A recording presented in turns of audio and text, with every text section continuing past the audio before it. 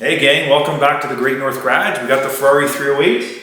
We've got a little bit of headway I can show you that we've made in the engine bay, and I've changed a couple of things that I had planned. Small things, nothing major, but I'll share that with you.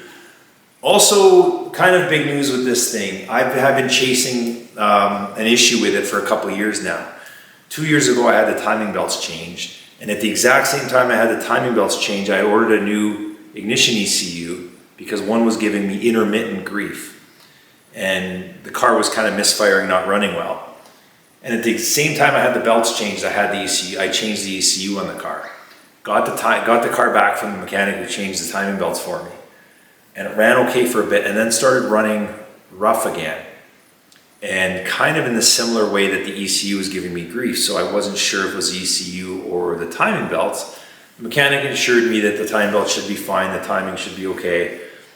So I changed the injectors, over that winter, and plugs and wires, rotors, all that kind of stuff. Took it out in the spring again, same problem, wasn't running right. Finally I decided to have a look at the belts myself, and one was very loose. And the marks were not lined up on the pulleys that the mechanic had made. So something went wrong with the tensioner pulley, and the timing was out. Now this is an interference motor, so very lucky that there was no damage done. I had to fix the timing, I had to learn how to do it. And I had another mechanic friend help me come over, we lined up the marks, loosened the belt, put it back on, tightened everything up. Ran much better, almost perfect, but not quite perfect. So last summer I drove it about 1,000 miles over the summer. Not quite running right. The one bank that had the timing belt issue was still just missing a little bit, just a little chugging that was a little hard to explain, but just a little off compared to the other bank. It just wasn't running perfectly smooth. Thought it might be something else. But since I had the timing covers off this time, we decided to have a look at the marks on the camshafts, and sure enough, it was out one tooth this time. So we fixed that, everything's snugged up. I'm pretty confident that it's gonna run great now.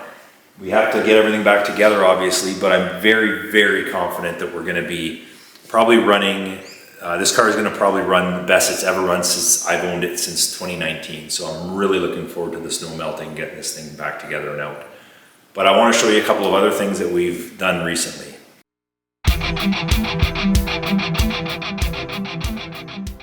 Today we're going to try and clean some of these parts on the Ferrari before we start reassembling the engine compartment. We've got the cam belt covers, which are aluminum. They're tough to get really clean. They're just so old and pitted. That's why we're going to powder coat the top covers and the intake.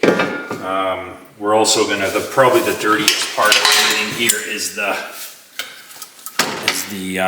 CIS fuel system. It is very, very grimy, so we're going to try and get that as clean as we can. Also aluminum, so low expectations. And we got the throttle body, the warm-up regulator, which actually is probably the cleanest part on the car because I took it off last year to try and play with it a bit. And we've got the distributor flanges that bolt to the engine, and the distributors kind of bolt on there like that, and then the cam turns the rotor and spark and explosions.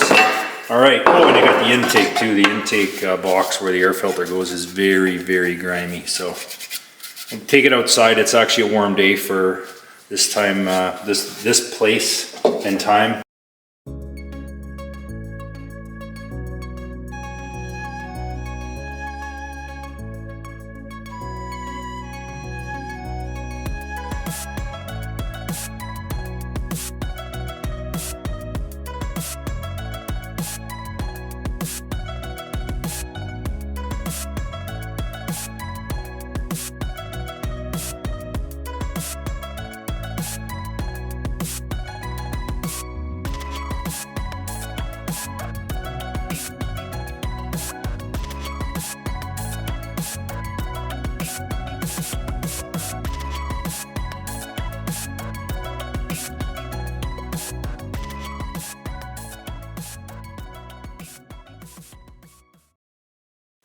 So we did pretty good.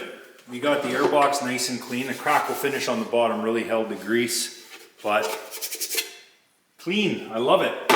Even cleaning the old spark plugs. They got pretty greasy down in this engine bay. Overflow tank is like brand new. The aluminum pieces are a little tough to get, the outer exposed aluminum. It's a little pitted and it's just really tough to get really, really clean. Again, that's why we're powder coating red, the top pieces that you see. These are a little buried under the engine, so I'm not really too worried about the cam covers. The CIS system we got pretty good, I think. These braided lines and the metal lines need a little bit of scrubbing, maybe with an SOS or something, a little degreaser. We'll clean those up. And I did end up taking some steel wool and some brushes and degreaser and cleaning up those fuel lines. You can see clearly here the difference between the clean ones and the non-clean ones.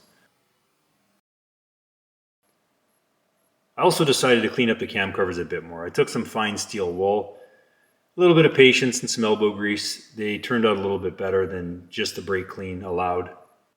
I'm sure if I had the proper aluminum polishing tools, I could probably get this thing to a mirrored finish. But this is definitely good enough for what I'm going for. I was quite happy with the result as well.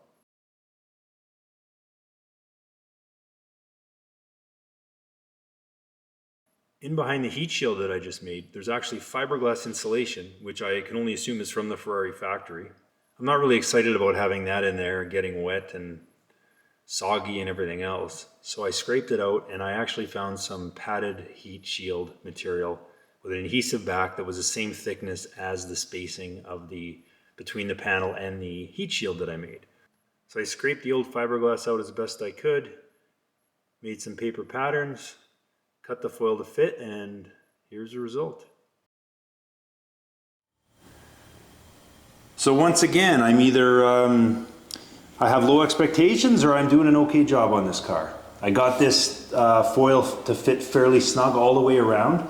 So snug, in fact, that I did not have to peel the adhesive liner and stick it to the panel behind. I did use a little bit of tape in a couple spots just to tie it together so it can't fall out. But as I'm trying to do everything on this car in a way that I can undo it, if the new owner one day wants to put it all back to original, or I could do that one day if I kind of want to undo all this stuff.